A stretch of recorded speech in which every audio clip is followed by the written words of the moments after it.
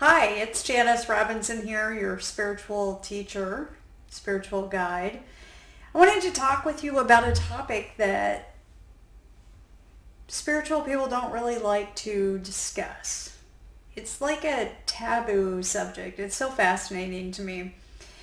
So, I think that somehow people are afraid that if you knew about this, that you would have no interest in following up with becoming more enlightened or working on your spiritual growth, which is hilarious to me. Because for those of you that care about spiritual growth or spiritual development, it's like nothing can stop you. You may go on periods of time where maybe you don't actively work on anything for a while, but then you get bored with that and then you're like, okay, I'm going to get back to working on it, whatever that looks like for you. Maybe it's buying the next book or going to the next training or working with the next whoever, life coach, psychic, however it is that you go about it. And the topic that nobody ever wants to discuss is that sometimes the things that you really like in your life, they sometimes go away as a part of the spiritual enlightenment path. Now, that doesn't really make any sense, does it? But let's talk about it from a different way. Let's say you had been practicing your spirituality by being an alcoholic. And you finally are to the place where you're realizing that, boy, you've been doing a really good job with drinking. It doesn't seem to be giving you the spiritual enlightenment that you thought that it might be. So now that you've realized that, you have now decided to maybe become alcohol free. So maybe you're going to join Alcoholics Anonymous or something in order to have a support group. Because as you look around at your life, you realize that literally everybody that you hang out with, all they do is drink. And clearly, if you're going to go on a different path, it's going to be hard hanging out with these same people because they're not on the same path as you. And generally people who are real avid alcoholics, they rarely have any friends that aren't alcoholics that they would hang out with. So here you're into a whole new thing where you realize I get to let all of my friends go. I don't have any friends anymore, any pals, but they weren't really friends or pals. You thought they were, but they weren't really. Because once you quit drinking, they really don't think about you or talk to you or anything. But there's that's a tough part. That's a big decision that becoming a non-alcoholic is. Now I want you to think about that from a spiritual enlightenment standpoint. So depending on how far you go with spiritual enlightenment, let's say you were going to become a monk. and I'm not laughing about becoming a monk. That would be rather extreme. I mean, I know there are people that do that, but I don't know of anybody on a spiritual enlightened path that would choose to be a monk, like where you actually go to a monastery and give up everything. But, there's some like peace with that because you at least know at the monastery, everybody there is going to be in support of you, even though you're leaving everybody else to go do that. Now, when you're, say, staying in the normal world, although who knows what normal is, but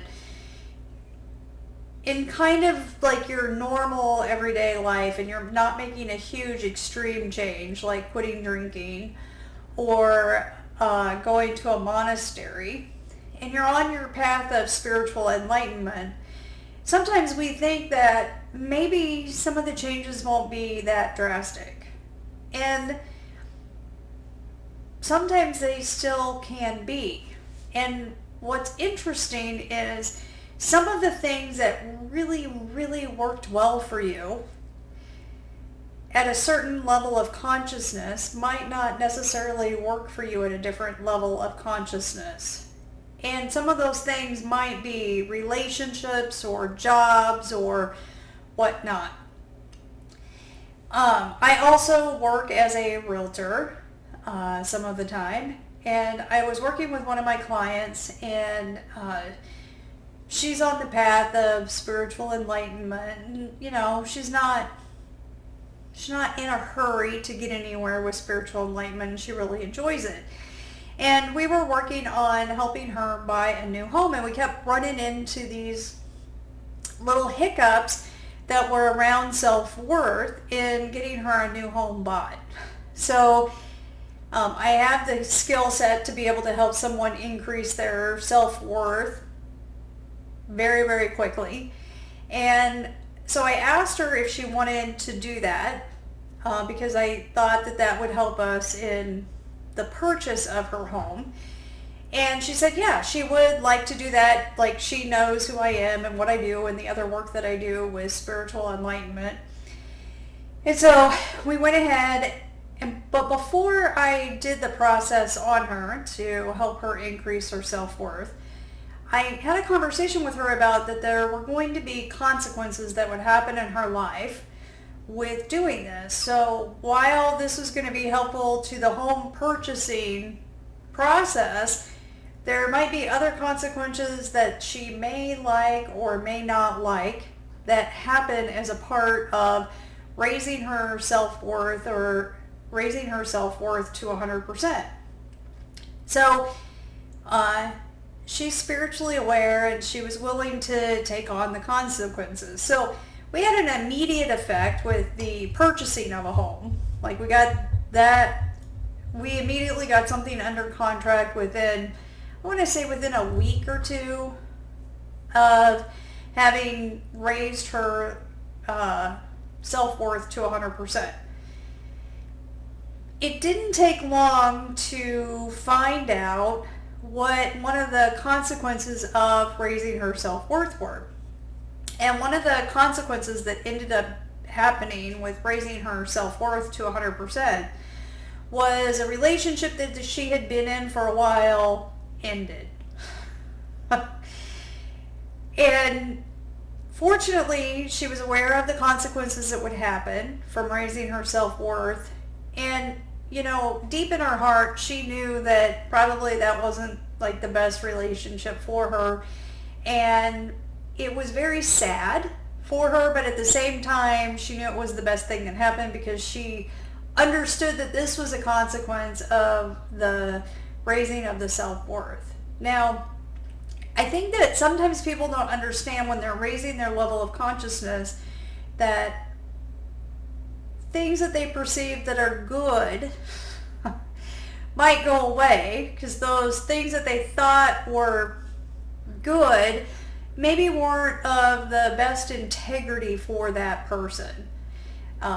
For instance, since my level of consciousness has raised, that's what we call it, or my spiritual abilities have raised, I have now begun to lose the ability to use some of my old things. So an example of some of the old things that I used to be able to do was I used to be able to force just about anything to happen. I almost could make anything work. Now, it's not like I can't get things to work now. I just don't use force anymore. So sometimes the results aren't as immediate as they used to be when I used force. Now I get a lot more experience of using power versus force. So instead of me forcing people or being the big badass Janice that just used to annihilate people into submission, now I'm more of an easygoing Janice who gets the same result with a different way. Now, you would think that that would be pretty easy, but if you had only done something one way for almost 50 years of your life, learning how to do it a different way takes a little bit. Like, imagine having your legs completely removed and you have new bionic legs that are put on, And they're connected to your brain, but they work completely different than the way your other legs worked. But they still work. It's just now you have a whole different way. Like they're longer, they're stronger, they do so much more, but you're so used to the old way that it just takes a while of practice. So then you get up and you learn how to walk, but you're not ready to start running yet because you just finally figured out standing and walking. So spiritual development, depending on how rapidly you're accelerating in your spiritual growth or spiritual development, or also known as raising your level of consciousness, it can be a little confronting because it's like you're getting a new pair of legs every other day. And just to point out that sometimes some of the things that you thought were amazing or incredible or really special, you sometimes find out that maybe they weren't as incredible or special as you thought that they were. Because in some way you were out of integrity with yourself, or you were degrading yourself, and you didn't mean to be doing that to yourself. It's just at a different level of consciousness, or at a level where you weren't aware of that. You were doing the best that you could with what you knew. And I just want to bring this topic up because, some spiritual people are afraid to bring this up because somehow you won't become enlightened. But I'm pretty certain that if you're watching this video that you're someone who can't stop yourself from being enlightened. And maybe if you have the awareness of that, then maybe when those things go away, then you'll be able to have a little bit greater acceptance, appreciation, and gratitude for the transformation that's happening in your life. So anyways, I hope that you have found this helpful. I would love to hear feedback from you, and most definitely if you have any questions of anything that you might be working on and you're looking for assistance, I'm here. I'd be happy to help. So make it a great day. Talk to you soon.